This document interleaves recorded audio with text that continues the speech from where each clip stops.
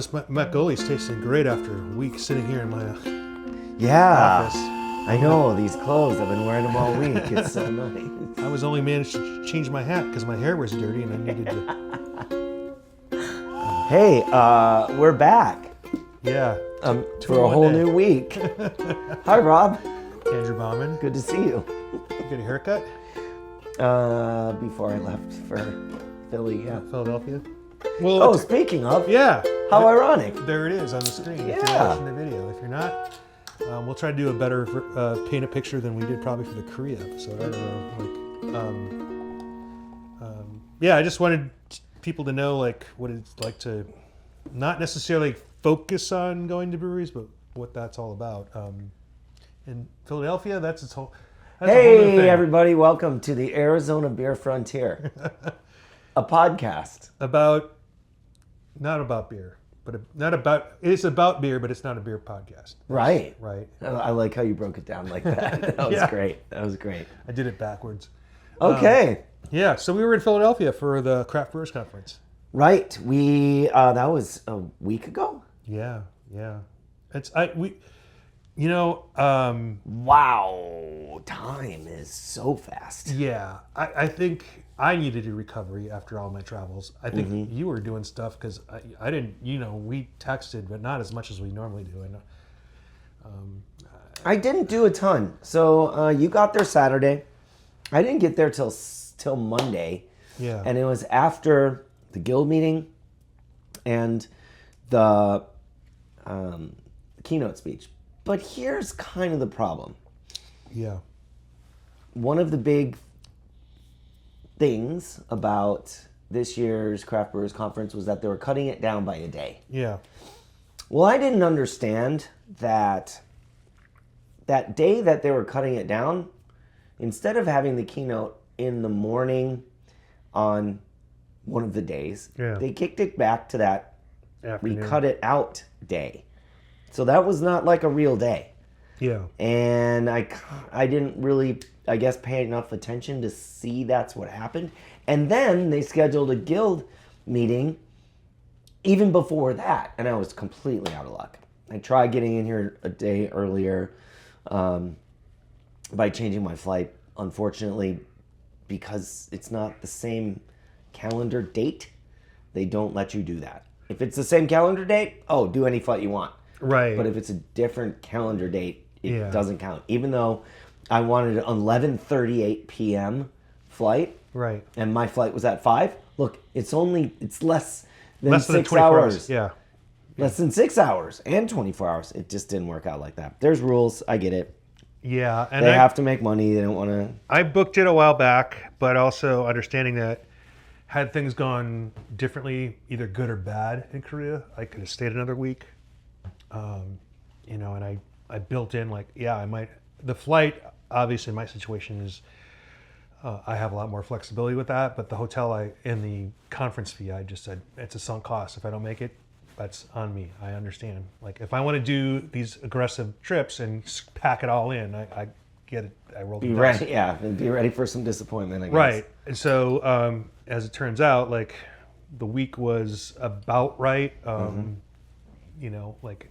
I really wish I could have spent more time, but nevertheless, I'm glad I was able to. I scheduled the extra day in because I thought, well, I'm going to have to recover. Might as well be there. Simply because I wasn't obligated to go any of the morning stuff. Sure. And most of the stuff that I wanted is the camaraderie afterwards. And Right. But I got in a 5:00 flight again, so I got in at 11 or something like that. I was able to check into my hotel at noon, which Airbnb, not so much an option. No, it can be, but a lot of times though, in London, they were pretty much going to charge me a couple $100. Oh, well, here they wanted to charge me $70 to check in at 2 instead of 4. Yeah, that's not. I was like, I'll just roll my bag around. That's Right. fine. Well, so I went with just the 35-liter backpack because I thought I had fully anticipated wandering around and so on the bad side, because I rolled the dice and I said I want to see if I could check in. because like, part of the plan was like, well, I'll roll, I'll do the rocky stairs, I'll do all that stuff outside of our zone of the conference, and I just checked in and like out. I've slept more in my clothes at this conference and my shoes than any other conference I've been to. Although I have done that in the past. I'm Sure. But I got Nashville existed.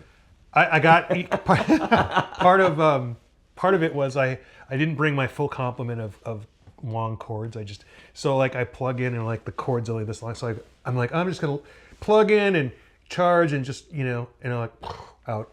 So the first day I checked in, I slept till like 5 or 6, and nobody was there. I think maybe Stephanie. Yeah, she was there. But I also didn't tell anyone I was going except for you and Paul. Mm-hmm. And I don't know why I did that, but it was cool to sort of keep that disguised for a while. Because we had all these things planned, and I told Paul, like, get me the extra ticket, get me this.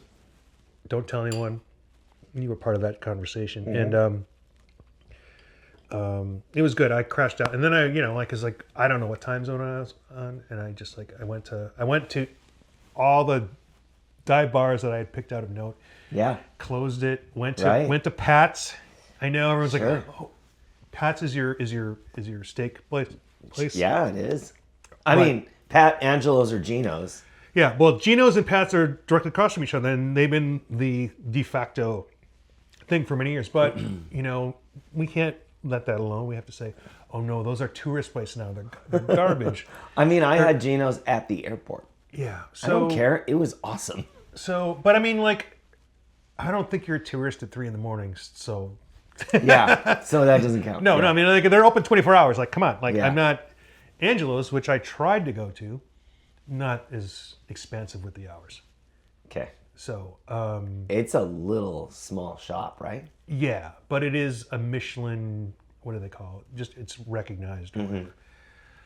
I had a lot of that in Korea too. Like, oh, it's Michelin, but it's like I don't have the time or whatever. Like that's that's some other trip. That's a trip that I'm jonesing for, is just to do that. In Philly? There's definitely Michelin recognized places. Oh, sure. But the Angelo's is for cheesesteak. Here's the thing for me. I wish I, in some of these cases, had a car to explore farther environs from where I was at. Yeah. Yeah, they have a very robust public transit, especially trains. Yeah. But learning how that works is rough. And then... It can be, yeah. I don't know, man. Where we stayed, not a super fan. I wish I could have gone to other parts of Philly that I'm sure are a lot more cool. Well, for a change, I stayed in a hotel that was like literally across the street from the conference, which definitely was a benefit because I was sleeping a lot during this trip. But I landed, closed bars, went to those places. I went to a couple dive bars. Dive bars in Philly, you should have cash. Cash. Not every place takes credit cards. Mm-hmm. And, I got used to this in UK, and this is a cash thing too. It's like pay as you go, and you can get out of there anytime you want. Yeah. You don't have to wait for anybody. Right. So there's that. Some dive bars allow smoking. Apparently there's a fine that they just absorb. I went to 2 bars that smoking.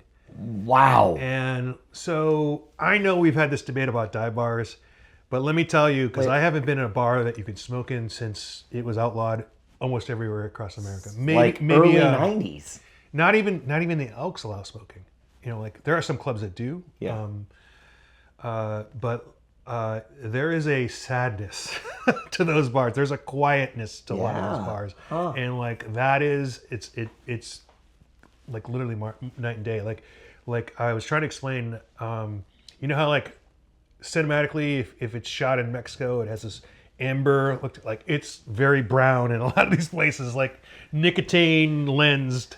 Yeah. I went to a couple of those places. Ray's Birthday Bar. Friendly's was the smoking bar where The only joy on the TV was a documentary about Sarajevo and the war. And, there was a cigarette machine and, 2 out of 3 of the butts at the bar. I'm not going to show that picture, but there's a picture of people sitting at the bar. I saw in the... Just sitting at the bar smoking. Yeah. I can't even, in the middle, there's this conceive of macrame rug of the Liberty Bell, which is, got a white background, which is just like you probably just wring the nicotine out of. I say this because, do you remember Newman's downtown in Phoenix? It was a cocktail bar, but it was like a dive bar forever. Downtown Phoenix? Downtown Phoenix. It was, I think it might be next to or was where the Cornish Pasty is downtown. Okay.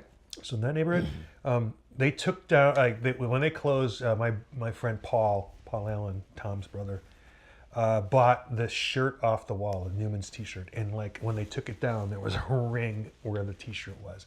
He says to this day, he cannot get the yellow out of. It's so great. Yeah. It's the authenticity, man. So yeah. That's why you bought it. Third thing that I didn't realize, I went to a dive bar. It was Lotus Rendezvous. And I'm sitting there, I'm like, it's 11:30 and that person has a bowl of French onion soup. And I said, is it good? And they're like, yeah. I'm like, okay. So I got a bowl of soup. Good. It was good. It was better than, it was the best bowl of soup I had in I would say, moving forward in the next 2 days. Because I did get some at Iron Hill. Had French onion soup. Yeah. I went back and got another bowl with Shawnee. Because Shawnee from Colorado Guild, she's like, they have French onion soup. I want to go. Let's go. And I'm like, I don't know. It was 11:30. I don't. It was we were there at midnight. She's Iron Hill. That was a weird situation. Yeah, but they still sold French onion soup till 1 a.m. Oh. And then I had some here because I know Bandersnatch has it. I'm going to tell you Lotus Rendezvous was better, but Iron Hill, yes, please tell us about Iron Hill. So Iron Hill closed. Yes, They suddenly closed. It's a chain of several I think award-winning. 7. Award-winning. Yeah. They would run the table on. They would. Even as recently as a couple of years ago, they had 2 or 3 medals, right? I'm thinking. Absolutely. Yeah. And then they just closed one day, all of them, and it shocked the industry. And then 2 weeks before Craft Brewers Conference, they opened back up. Right. Yeah. It was what a money grab. That's what. Eeks. I had some of the beer. How much you're gonna like that? What?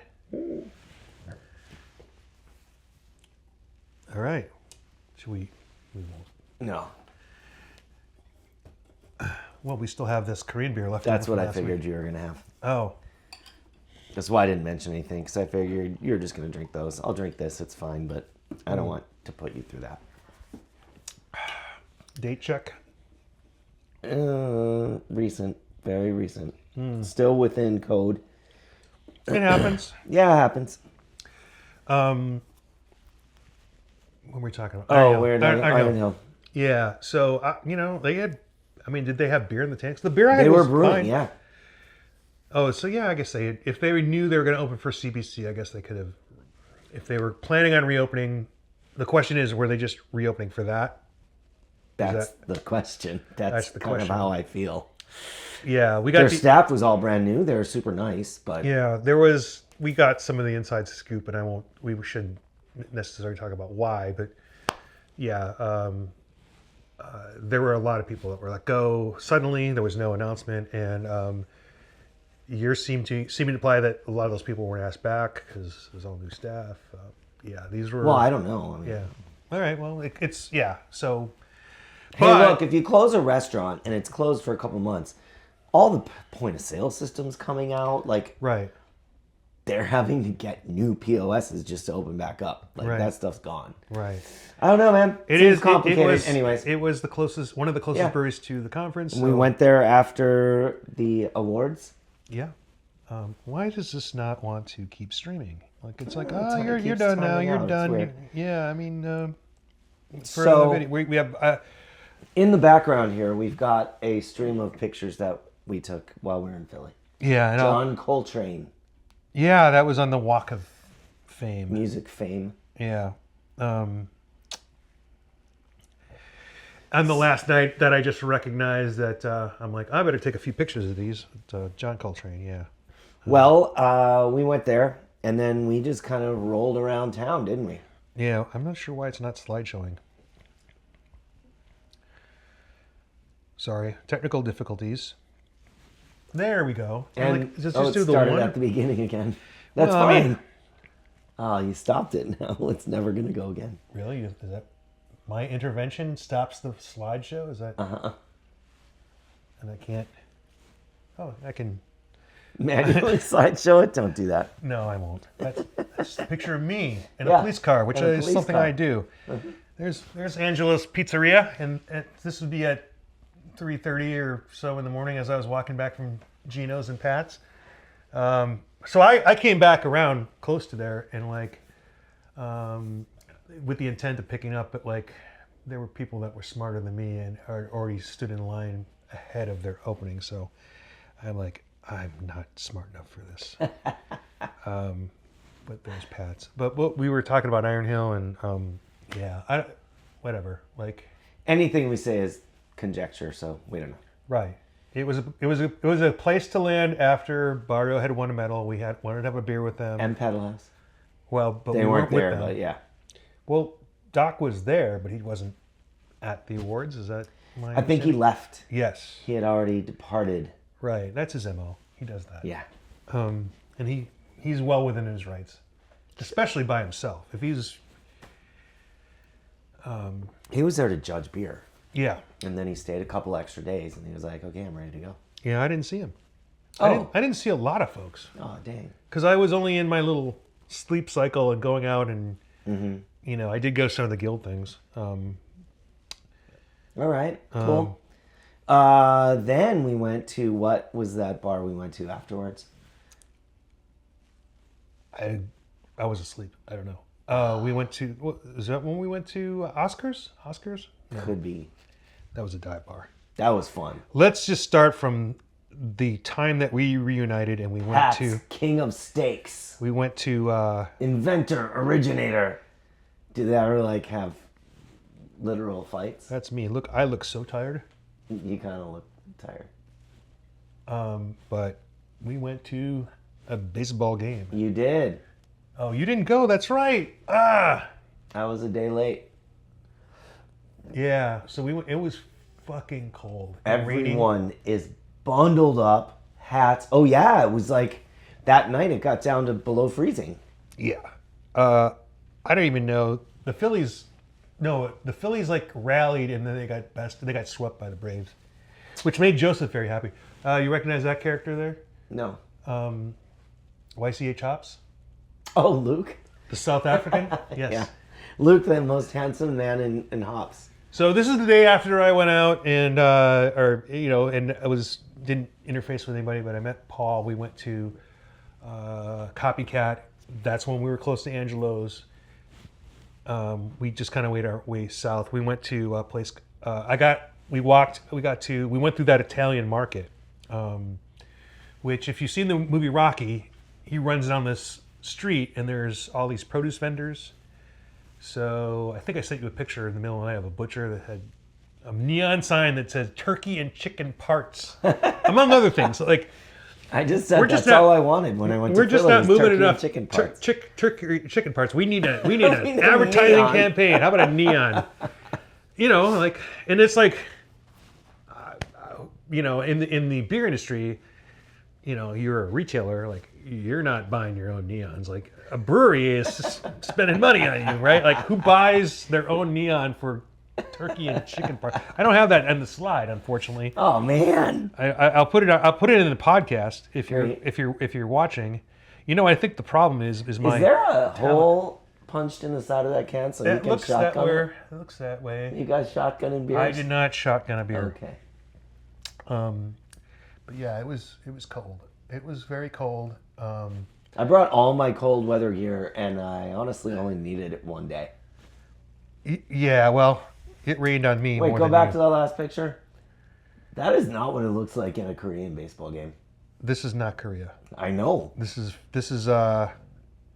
Also, the stadium. Why is there nobody there? Is the stadium twice as big It is. The U.S. compared to Oh Korea? yeah. Okay. The Korean baseball stadium that I was in is Jamsil, and that's the largest, and it homes 2 teams, the Dosan Bears and the LG Twins. And it seats I don't know. 20,000? Maybe, Yeah. but That sounds they're about right. a shit ton louder than Philly fans. Yeah. Although the Philly fans are interesting because like As fans go, they're they pretty left loud. they left men on base and they just started booing. I'm like, are they booing the other team for playing well, or their own players, or like, like They're booing their own players. yeah, I Have know, you been but to like Philly? it was the end of the inning, and like this isn't really going to do anything. It's like they're not going to go, we'll do better next inning. They're sharing their discontent. Yeah, so Justin, who, he has gone to all 30 baseball stadiums. He said, Right. I want to go and tailgate because I saw tailgating. So he look at that. That's a cooler full of beer, Yeah. mostly because he drove. And then Paul brought some beers because he also drove. But he schlepped, a bag of beers the whole afternoon. Like, I didn't bring any beer. Yeah. I didn't even have You don't check bags, so you couldn't. No. And you weren't driving. But he also bought a bunch of hoagies. And which brings me back to the Pat, Gino's, Angelo's. I had one other one. John's? I don't know. Pat? No, I don't know. I had another place of note. I'll remember when I go through. But like Justin, who's the deputy director for the Ohio Craft Brewers Association. I'm sorry. He's like, yeah, I used to work at a Philly place, and he's like, it's all the same stuff. The difference maker is the bread. And yes, if you're doing the volume that Pat's and Gino's and you got airport locations, the bread is not going to be the same. So he bought these hoagies, and it's the bread that I just crave. It's like crusty, but also soft. A lot of those cheesesteaks was, like it was Mostly good tasting. soft everywhere. Yeah. Yeah. Yeah, and like that's just one of those things that it's not going to scale, right? Mm-hmm. And so he had these hoagies, and they were amazing. And I don't know when he got them, and they held up because of that, right? And do you remember Las Vegas? Did you go with me to the Italian sandwich place? What was supposed to be the world's greatest sandwich? No, that's when I was playing disc golf. Oh, that's right. I left to go to that. Yes. Yes, to meet with and I drove your car. Yes. Your car that is no longer, by the way. That car has been sent off to retirement. And the luggage rack and container is in my garage. Oh. My parents are getting me crossbars for the new car for my birthday. It survives. I remember borrowing your car to get there, and then coming back to the hotel, and it was just scraping every one of the underground or the above ground parking structure. I'm like, oh, and I got there, and I'm like, that's when I went to the sandwich place because I'm like, I need a bunch of people to get in the car, so it goes down a little bit, or I'm gonna have to let the air upstairs. And then because I can't take the stress. And then I had to leave. Anyways. Yeah, no. So that was a CBC where I was walking around with a sandwich, or I had it in my room, and I'm like, every night I'm like, a couple bites. It was like Homer and the sandwich. That's what Justin did. He's like, I got a bunch of these for our Airbnb. I'm going to eat these every night. Like, okay, man. That's and he got them in Philly. Yeah. But we don't know where. He knows where. I don't know. It's a chain, but it was good. Cool. This is us in the car. That's one of Paul's board members there. So we've got Justin, Paul Leone from the New York State Brewers Association, who got me I sent him a shirt. He got me a guild shirt. So I'm very happy about that. I'm supposed to get one from Florida too. I love this. I put it out. Where are we here? Oh, did I ever tell the story about our friends from out-of-state guilds mailing me stickers? No. I put in Slack, hey, I need more guild stickers. And I got them in the mail from people, which was amazing. Like, the excitement of, as a child, going out to the mailbox and something's in there for you. Yeah. And, with a card. Meg from Texas sent me a bunch with a little card. That was so cute. Well, this is funny because as you see on the picture, is another pothos plant. This was Cartesian Brewing Company, and I put the sticker on the pot, and so I'm starting now, and I have mapped a bunch, and I will someday release the photos and the mapping thing. And to answer your question, I think you asked last week was, do I have the website? I'm like, I have a website, but I don't have anything going It's on not there. fleshed out yet. So yeah, I have a sticker. I'm gonna need a few of those. I have a sticker. Well, you got to put it on a place. You can't Yeah. just put it anywhere. No, of course. Well, You I'll give gotta you this put one for it on now, a but I place. have some cards that I'm going to send to Korea and London because I really didn't give them the full kit as I build it. But this is Cartesian, and again, I was like kind of like worried that I wasn't going to find a place, and then once it's off your shoulders, and then it's like, oh, I've been here for a while. Oh, there's one. Cool. And off the top of my head, Cartesian, human robot, and one other place. Man, people love Human Robot. I tell you what. Amazing lagers. This is Cartesian. They had a kind of a pizza thing that happened over the weekend, so it was packed. And I bought Geno's on the walk. Geno's, yeah. But very good beer, kind of fun. And because I saw they had like a pizza game, like, all right, man, I got to eat this I had to eat this on the sidewalk. All right, so that was fine. I was gonna walk in, and just impose my sandwich on these people. The pizzas look great. You know what? A thing I didn't get, which is more of a Jersey thing, is a tomato pie, which is a cheeseless pizza. I don't know. It's a thing. They have Pilsner, pizza Pilsner. Yeah, I don't remember if I even tried that. They just use the dough. It's not the... When we flew back, we went to 100 Mile. Yeah. Because, man, I was hungry. I ate an entire an entire Philly in the airport, but that 5-hour flight plus another hour and a half of waiting around. Right. I was starving. We went to 100 Mile and we got Pizza. Pizza. Which is the collaboration with Spinatos. Right. And 100 Mile. So, Pizza. So I grew up in Milwaukee, and there were a lot of Slavic, second generation, right? You don't know what pichka is Pichka. in the Slavic language. Uh-oh. It's not peach flavored beer. No. Well, it shares a thing with peaches, if you know what I mean. It's the female body part. Peach. Oh, neat. Yeah, I might be saying that wrong, but I think it's Pichka. Okay. Because, you eat a lot of pizza in high school, and it comes up a lot when you're at a high school with a lot of... Especially in Milwaukee. Yeah. I know, I've been there. Man, this thing I got to change the lock settings on this. Let's see where we go here. Yeah, human robot. Actually, the guy that does the Instagrams on the industry, Beer Cruncher. His name is Dave. Dave. No, not Dave. The guy that does the Beer Crunchers. yes. He was talking about his experience at Human Robot, and he's like, if you look at most places that's IP heavy, this is the opposite. I don't know if I have a picture of their menu, but I met him when I was in. I ran into him. Obviously, I'd met him before, and I knew him, and I love what he does.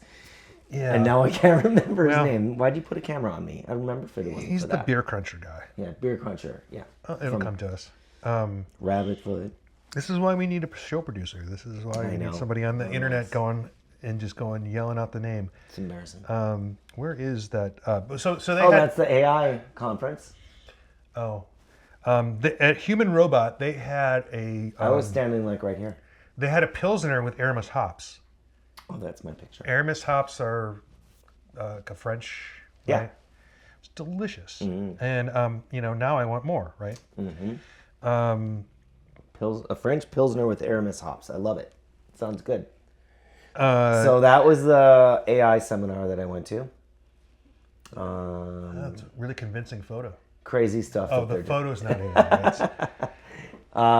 people use how it was obviously not like how do you make a beer with AI, but more about marketing and managing your finances and all kinds of stuff, especially leaning towards, hey, I'm an independent brewery owner. I've got 15 employees. I manage all of my scheduling and all of my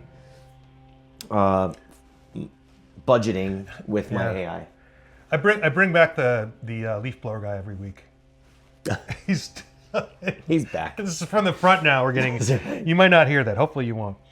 So at Human Robot is when John Hall did his All About Beer. Also M. Souter and Don Say did their thing. That was Monday evening, right? Yeah, Monday and Tuesday. I wish I would have had more time to spend with them, but that would take away from our guild time. I really think they do a great job of doing these on the fly. There was a whole host of folks that I wish I would have hung out for. I think actually the Beer Cruncher guy was at the day I missed, or I think he was there for M. Souter's thing. Dan? His last name is like difficult for me to wrap my head around, and yeah, you can look it up. But Human Robot also had pothos plants, which of course delights me. And then we went to Sacred Vice. We walked down the street. The guy in the hoodie is Jeff Allworth. Jeff Allworth did a talk on fresh hops, which, I would have liked to have been in. Hopefully that's a recording that we can sort of. I don't know if they do that. They don't do that anymore. Hasn't done that in a while, huh? I don't know, man. They started charging for it. They got so much pushback that I think they just said, okay, never mind, we don't record it then. Yeah. I don't know. We'll have to look. By the way, the keynote was Will Gardera, which does the unreasonable hospitality.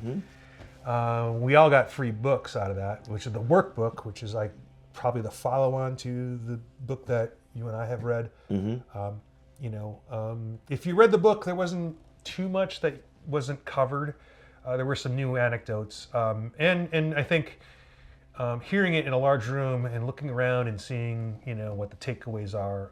I hope it's not the things he made very obvious, but it was more analyzing your process and understanding where you can outcompete pretty much everybody. Because no one, there are a lot of folks that have read that book, but I don't know that anyone has ever told me that they do this because of that book, or because of his philosophy. I think a lot of people understand it on a very high level and go, well, that sounds expensive, because they're only looking at the takeaways from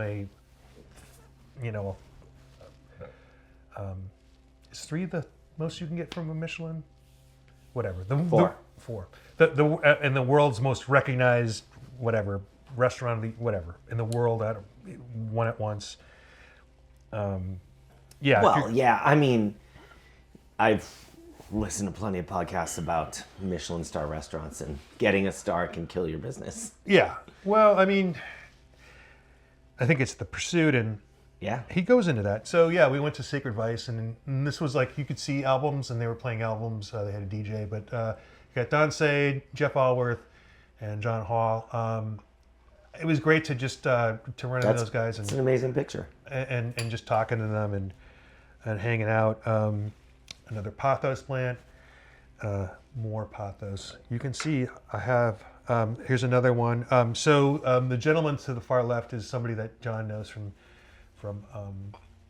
New Jersey or whatever. But they had spent time, and we walked from Human Robot to Sacred Vice, and they were looking at buildings, and he had a buddy and talking about this neighborhood's changing, and he basically said, look at us. We would not be walking here 10 years ago. This would be a dangerous situation for us. Yeah. I'm like, are you kidding me? The beer knowledge here? 10 years ago? We'd kick their ass.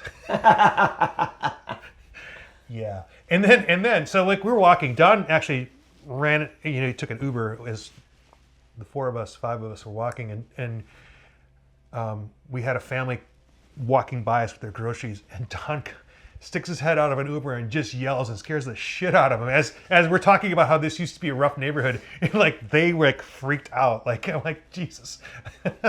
Oh man. Yeah, we apologized, of course.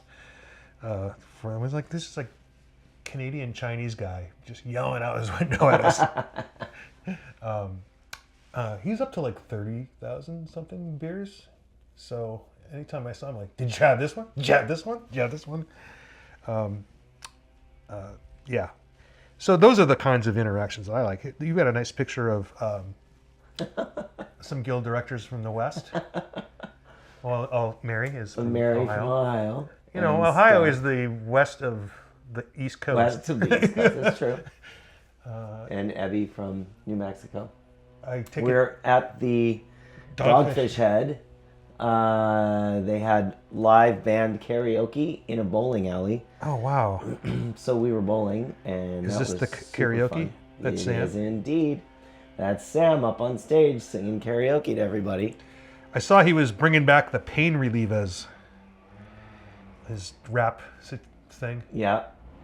And that is what we went Can after. can you close that door? Oh. No? Oh, yeah. By the way, that's the scarf of the LG twins. It does have a cat on it, but Nice. yeah. Nice. I don't know if that shows up on the camera. No, but that's okay. So then we went to a bar down the street after they finished their party. We got out, started walking, let's find somewhere.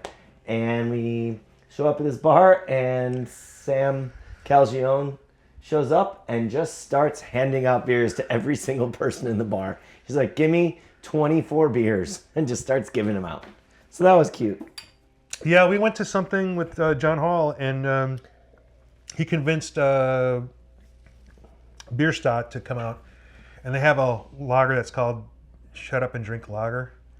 And so they had canned them with the All About Beer logo on it. So you had to buy 2, but everyone had literally a case of beer on their table. And so that was fun, not paying for beers.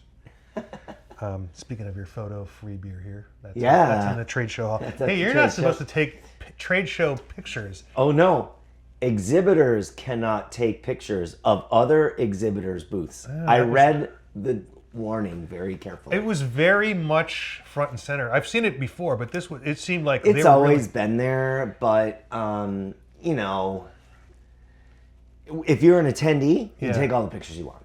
Okay, well, I didn't know that. Oh, there's Josh. And there's me and my brand new, spanking new Think New York, New York. Nice. Yeah, this is in a dive bar, I think. Looks like it, yeah. I don't know. Let's see what else we got here. This was something I missed. Puppies in the conference. You got to play with puppies. This is the second year I've missed this. I think they had it at the last one, right? Oh, yeah, they did. It was so fun. And this, they got Virginia. Who's the trade show? Oh yeah, you got both of the folks from Virginia and stuff, and more people from the conference and dogs. But who's the exhibitor that does this? The BA. The BA does. I don't know who did it. Is it part of their wellness? No, I take it back. It is Country Malt, because I got a little doggy toy that's a pillow that has the crunchy thing on it and a squeaky inside. Oh, nice. Yeah. So thanks, Country Malt. That was so much fun. What is this about? This unfunctional beverages? Why did you give me this picture? That is at RAR BSG. Yeah. There's a piece of paper that says unfunctional beverages. Yep. They had functional beverages in the same square. I don't know what a functional versus an unfunctional. Unfunctional beverages. Wormwood. So it was just playing a joke on the functional beverages in the same booth. I don't know why, because they work together. But they were beers, I think. I don't remember at this point. I thought they were going to be THC beverages, but they were not. Oh, okay. I know. Okay. It was pretty sad. Um, And also, I did so many shots of Underberg. oh man, I did not do that many. I did a lot. I had a shot of Malort with somebody who had never had it. Me. No, I didn't do that. Oh, I did a Malort shot, and I had never had it. I didn't teleport in for that. I wasn't with you when you did it. Maybe. No, Oh, okay. it was Virginia. Jenna. There's Bart. He went through the numbers. They were down, but he went through many examples where even though the numbers are grossly down overall, not grossly, and there are huge percentages of people who are doing well. And that was the sort of Stacy thing. from Virginia. There's Jenna and Stacy. Jenna and Stacy, yeah. Openings are down, closings are up, but still beating a lot of service industry averages. The big tough part to be in was if you're a microbrewery, which I don't even understand. That's like a large brewery, but not multi-state. So is that all of our breweries? No, pubs? I think most of our breweries fall into the taproom category. Yeah. Very few fall into the microbrewery category. Microbreweries still get the majority of their sales from distribution. Okay. So if you're is that Huss? that's Huss, that's the shop, that is probably Mother Road. Yeah, they don't get. I mean, yeah, if you're so in But a maybe tap not. room, Maybe not Lumberyard because they have a restaurant that does yeah, a lot. right. In a tap room brewery, you're selling 75% plus of your volume through your own channel. Right. Gotcha. In a microbrewery, you're selling more through more than 50% through distribution, Yeah. or more than. I think it gets money because that's the license name that we get. And it applies to everything here in Arizona, so it gets a little weird, but yeah. Yeah, if you are a brewery who sells the majority of your beer through distribution and you sell probably more than 5,000 barrels, it's a tough place. Yeah. And we don't have many of those. Well, that makes sense. And to we me. know the shop is one of our breweries that would fit that category, and they're significantly up. I think double 2025 versus 2024. Yeah. So it's not a cut and dry rule that you're in trouble if you're that person, but it is, as an average, those Yeah. breweries are feeling the pinch more. Yeah, and I would think a lot of those are southeastern breweries where they didn't have a direct-to-consumer tradition, or it was very recent. This makes sense, yeah. Yeah, where they were kind of, that's the only model they had. It's like, yeah, you're just a small version of Budweiser, so get cracking, man. You know, like When you can't have retail, you do a can't tour, man. Like, and then and you can't self-distribute. yeah. All that, yeah. So this is the World Beer Cup. We have to mention the Day Drinker Light Lager won a silver from Pedal House. But it was nice to be able to sit next to Barrio for when they won their gold medal for Nolan's Porter, for Brown Porter. Amazing. And you know, Gary we've known from forever, right? So Gary has been a brewer. He was with Gordon Biersch for many, many years. And when they closed, he moved to Barrio. And, I think he retired for a couple of years. And then he moved to Barrio. Lives outside of Tucson. Just a great brewer who knows all the technical stuff. And he had some success. I mean, they've had great success at our local Arizona awards. Mm-hmm. And you know, they always seem to catch a medal. And like a lot of our medals in Arizona, and this point intended for this year was they're everyday beers. You can get them all the time. Like Right. Day Drinker all the time. Nolan's Porter, I think mostly all the time. Like I've seen it. Oh, all the time. But not in package necessarily. Yes. I'm not saying that you can't get it. I'm just saying like up here in Phoenix, you don't see it on the regular. You do down there. You see it. Right. It is a year-round Right. beer that they package and put out all across the state. And you got Ken was there and Jamie. Jamie, the CEO. Jamie, the president of the Arizona Craft Brewers Guild, who has been absolutely amazing in supporting what we try to do. Yep. Ken, who is a longtime board member, also a member of the Brewers Association Marketing Committee. Yep. Does a lot to help forward the whole movement of craft beer. Yeah. So, yeah, a lot of these photos are them because they were there and we were sitting right next to them. And I was sitting in the front row. yeah, some of these are mine, some of these are yours. The same thing. Mm-hmm. I got That a lot of didn't people work so well. No, I mean, like, I think I edited this down to this. Bart can't be hugging everybody. Yeah. I don't want him to get sick. We need Bart. So, there's another giant pothos plant at Love That's City. a significant pathos, yeah. Yeah. They had Pathos, two of them. I put that on the wall. It's removable. I hope it didn't take off any paint on this distress wall if they ever took it off. I'm going to bet it's fine. I wanted to... Oh, there's my face. Yeah. I wanted to go to... wanted to get another tattoo while I was there, and I went to Prairie Malt's meetup on Monday. Yeah. However, by the time I got there, the list was already full, and they were literally using a Sharpie on the tablecloth. Mm-hmm. I think it was mostly employees that signed up before anyone else was allowed to come in, because I got there like right away, which I get. It's their kind of big blowout. So I didn't get to have my tattoo. That was a little sad. I'm gonna get one at Barrio on Saturday. One thing that I did that I don't think I got to do with anyone else is go to Monk's Cafe. Oh, very nice. Had some Cantillon, had some, I had some Brewery de la Seine. I had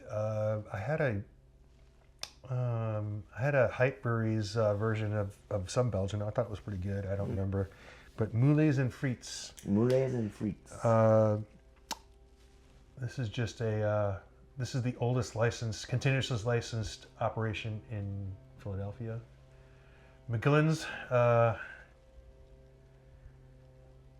and I always like taking these little historical things. That's the Women's Society for the Prevention of Cruelty to Animals started here.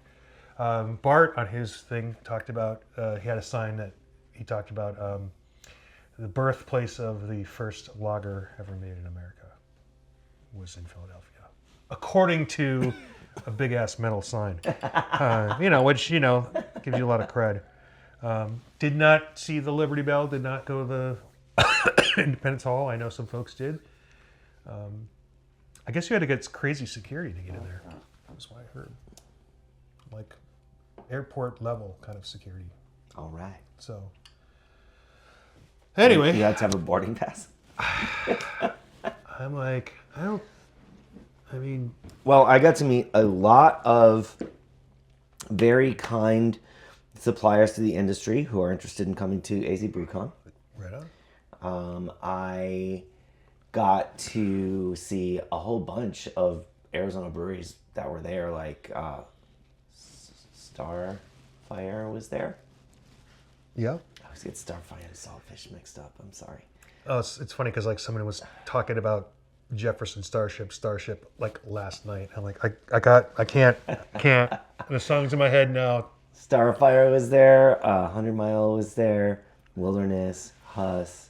I'm sorry, Zonafied. Yeah, we had quite a few breweries there. Mm-hmm. Even small ones. They're still using the Phoenix Beer Co. Huss brand names, but they're Zonafied. But they don't really say they're Zonafied, do they? I think that's more of a thing for the future, maybe, or just Time will tell. Yeah. Okay. I mean, like, if they're using the same salespeople to sell all of those products, eventually they get a name I guess. I mean, it's yeah, you can DBA all day, every day. yeah. You don't have to use your actual. Oh, that's a nice picture. Yeah. Did I take that one? I did not. I don't know. Yeah, so I actually was very enthused about this conference. I thought it was well done. Now, a lot of that is it was smaller in size. They moved a lot of the presentations to the expo floor, which I thought was genius. Yeah.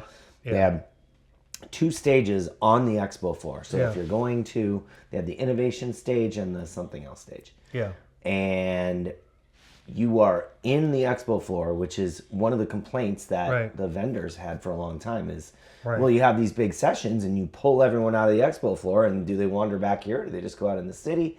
Right. But making people go to the expo floor just to do that, I thought it was awesome. But these are things you can do when things are scaled back.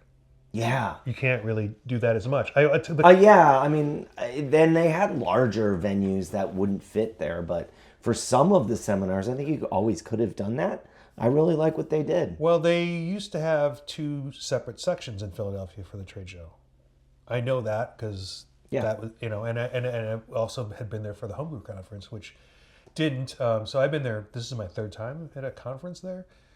So the scaling back does help that. That is what the California Craft Brewers Association does. They call it an expo. It's not a conference; it's an expo. So all their stuff is in that context, and it's more open to the general public. Not not like pushing tickets, but they have a pathway for enthusiasts to go. So I remember they had 4 corners of things going on around the expo. So it's a thing. It's a thing that I think worked really well this year because of the size. They say, I hear, more than last year, but it's hard for us to just notionally do that. Like No way.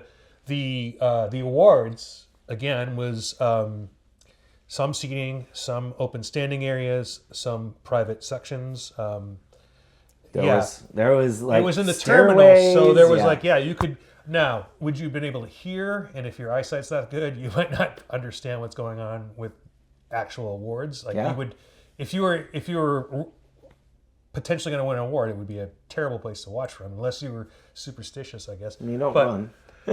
But you could get a good view. I kind of wish I had spent some time taking some general crowd photos. I have a couple that maybe I'll pop into the podcast, but that was a good representation of the percentage of people who stick around, which we know is not everybody, but like I think it was pretty energetic. A lot of people. It wasn't. The beers ahead of time Yeah. weren't samples, Yeah. full pours. Right. But I think a lot of those were from the competition. So. Whatever, yeah. Leftover from competition, leftover from the Yeah. yeah.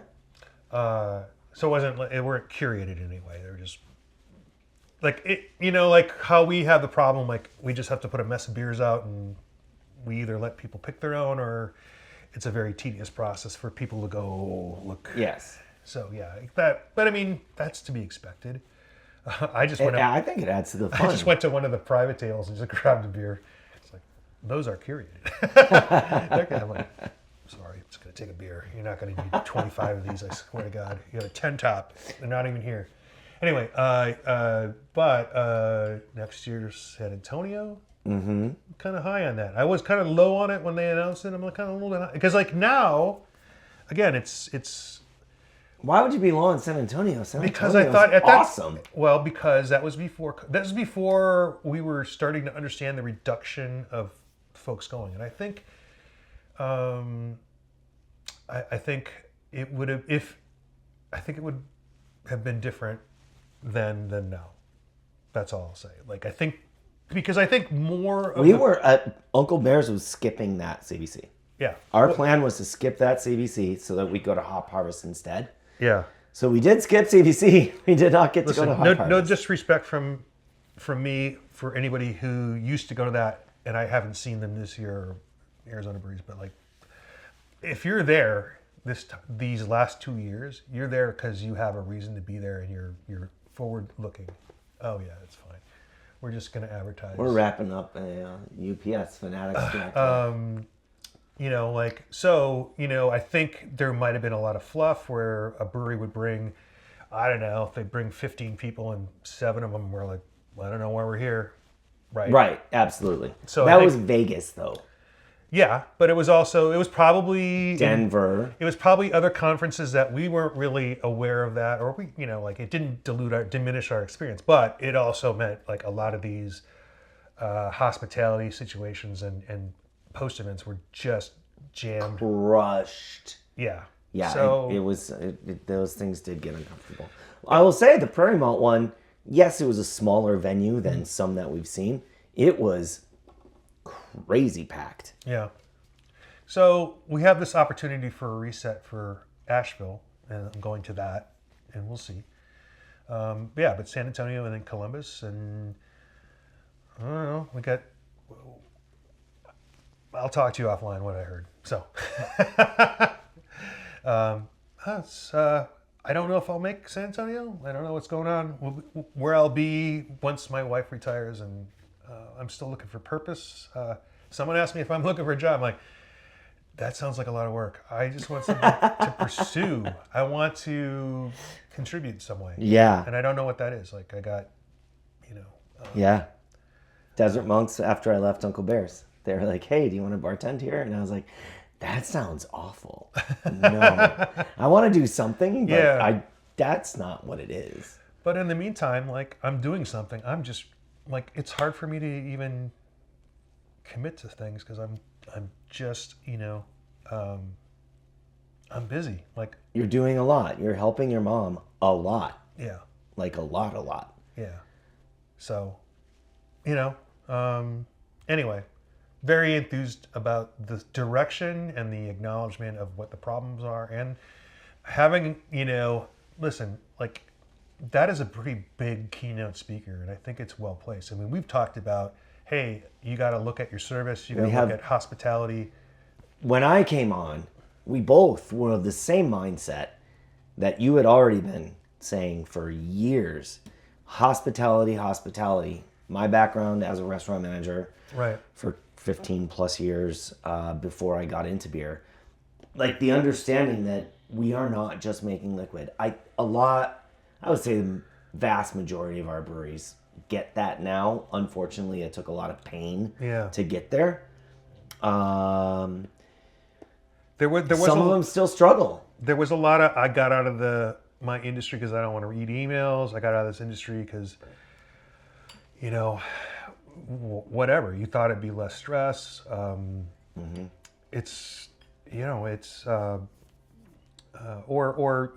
got people who, are the figureheads of their company and they're not comfortable talking to people. Yeah.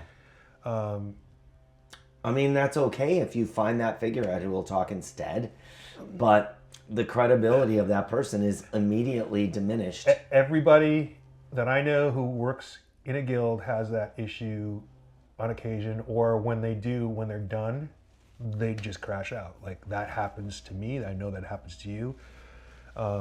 It's tough. It's not everyone's first thing, right? So anyway, I'm enthused about, and we're 1 year closer to my 2032 number, which is when I think things will really, regular people will recognize that things are back to some degree. Now, it will not be, we have so many cool breweries that are ready to be sold to multinational companies, and no, that's not it at all. Like it was barely it back then. Like there were 20 examples of that. Maybe 25. Yeah. Of the 10,000 breweries, 25 of them. Right. So when people make this big deal, they were like tentpole breweries that were very important in their markets or regionally or even nationally that sold. Yeah. But it was not a trend across the industry. It was absolutely little, the tiniest percentage of breweries that did that. And there's nothing wrong with running a successful business for 5 or 10 years and selling it, or closing it, Right. or whatever you want to do with it. It's your business. Thoughtfully, doing so. Like Creating B3. you talk about the benefit corporation. Yeah. Yeah.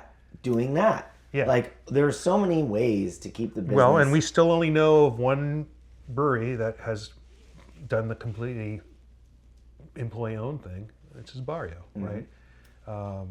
A lot of the other ones that were employee-owned have sold off, and they weren't structured, in my opinion, the way that Barrio is. Now, whether that insulates Barrio as a entity or as a problem, I don't know. Like, it was one theory, and it was complicated by the fact that the alcohol space demands certain things that other businesses don't have to do.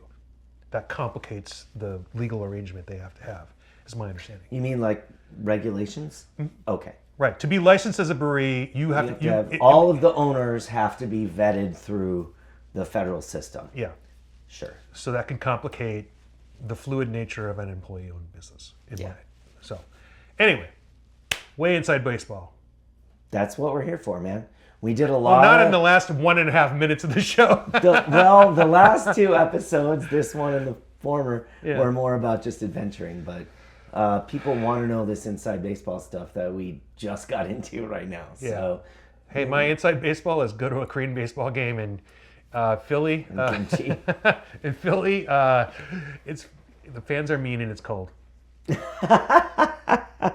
Well, sorry about the mean fans. It was fun. I was there. Wow. I was there for the experience of it. Yeah. And do I have to go there again? No. Korean baseball, I'd go again. Well, I am thrilled to go to Salt Lake to visit, and I saw the list of breweries that they have. It is huge. It's so many more than I've seen in the last 3 years. I'm glad you're doing that because going to regional things like that, because I went to the Southeast Regional. Yeah. I went to California Craft Brewers Association conference. I have I've to been get in to that Ohio. conference. Yeah. It's a real eye opener. There's a lot of things from the Utah event that we're incorporating to Real Wild and Woody. That's the way it should work. Yeah. That's why I want to get to a conference. The next one, I'm going. Steal as much as you can. Where man. is the next one? They're giving it to me for free. Yeah. They're like, please take this. Yeah. Where's the next what? Guild conference. Guild conference. I don't know. I'll have to go in the next 3 weeks. Keep a streak alive. All right, I'm out of Korean No, beer. because my conference is coming up soon, and I have never organized one, so I need to get there for a week and sit with the organizers, shadow someone. You Anyways, might not get the same information, but it'll be an experience for sure. yeah. Hey Rob, thanks for hanging out, man. All right, we won't even do the byline. Wait, let's do the sub byline. Sometimes beer finds you. Sometimes the Macaulay and the